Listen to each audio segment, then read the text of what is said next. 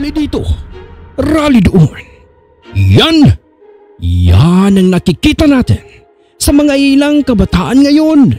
Kanila daw itong ginagawa upang gisingin ng gobyerno sa pamamagitan ng kanilang pagrereklamo dito.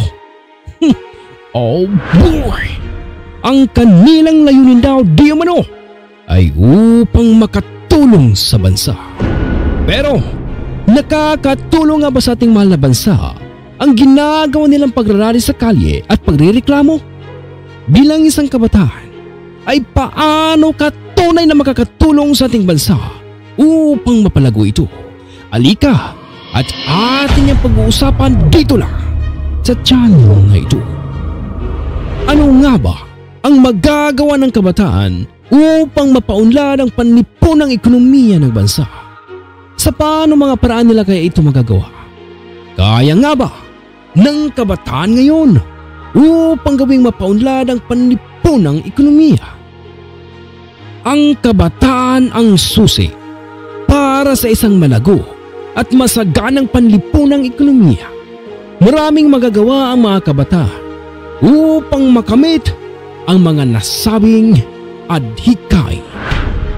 Ang unang magagawa ng kabataan para makamtan ang ating mabuting ekonomiya ay ang pagiging mabuting mamamayan nito. Ang pagiging mabuting mamamayan ay nakikita sa kung paano ka sumunod sa mga batas na ipinanukala ng ating gobyerno. Halimbawa na lamang nito ay ang pagsunod sa mga batas katulad ng batas trapiko, batas para sa pagtapon ng tamang basurahan, at kung ano-ano pa. Sa mga maliliit na bagay na ito, makikita ang disiplina ng bawat kabataan na maaaring maging malaking tulong sa paglago ng ekonomiya ng bansa. Maaari ring mag-organisa o sumali sa mga grupo o organisasyon na may mga mabubuting adhikain at layunin ng mga kabataan upang sa ganon, sa murang edad pa lamang, ay natuto na sila sa tamang pamamalakad sa kanilang mga buhay. Malaking tulong ang nagagawa ng mga ganitong organisasyon sapagkat nahahasa ang abilidad ng isang tao na makihalubilo at mamuno na maaaring malaking bahagi ng pag-unlad ng panlipunang ekonomiya sa hinaharap. Ang mga organisasyon na sinasabi ko dito ay hindi ang mga organisasyong nakikita natin sa kalye na nanggugulo sa pamamagitan ng kanilang pagrarally. Ang tinutukoy ko dito ay ang mga samahan na may magandang layunin na makakatulong sa gobyerno at sa bayan. Naniniwala ako na sa tahanan o sa kanilang mga pamilya nagmula ang inaasam na pag-unlad ng bawat kabataan. Ang tahanan ang nagiging modelo nila sa kanilang mga buhay. Ang pagiging isang mabuti at masunuring anak ay malaking tulong upang mahubog ang pag-uugali at magkaroon ng magandang prinsipyo ang kabataan. Dito, natutunan nilang makisalamuha, magmalasakit at magbigay galang sa bawat isa.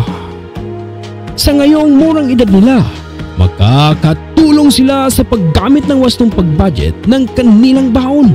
Magkaroon ng prioritisasyon gaya na lamang ng pagbili ng pagkain na kakabusog sa halip na junk foods. Mag-text ng importanteng mensahe imbis na kung ano-ano na lang ang tinitext. Maaari din silang magtipid gaya ng pagbaon ng tanghalian kaysa bumili pa sa kantin. Kumain ng umagahan imbis na mag-snack sa kantin. Kung malapit na ang kanilang bahay sa paralan at di naman masyado mainit o ulan, pwede din silang maglakad-lakad na lang. Ang mga kabataan ay maaaring makatulong sa pamilya sa pagbabudget gaya ng limitasyon sa panunood ng TV, pakikinig sa radio, pagpatay ng ilaw o electric fan kung di ito ginagamit. May iba ding kabataan na tumutulong ng kumita para sa kanilang mga pangangailangan sa eskwela. Mayroong nagbebenta ng yema o pulburon na niluto ng kanilang nanay at kung ano-ano pa. At higit sa lahat, Kinakailangan ng bawat kabataan ng tama at sapat na edukasyon. Ang edukasyon ang susi sa tagumpay, ika nga nila. At upang mapagtagumpayan ito, ay kailangan magkaroon ng dedikasyon at pagsisikap ang mga kabataan. Sa pamamagitan nito, matatamo mismo ng individual ang mitin niyang propesyon at pagdating ng takdang panahon ay makakatulong siya sa pag-angat ng ekonomiya. Ang kahalagahan ng edukasyon ay hindi lamang para sa ating bayan.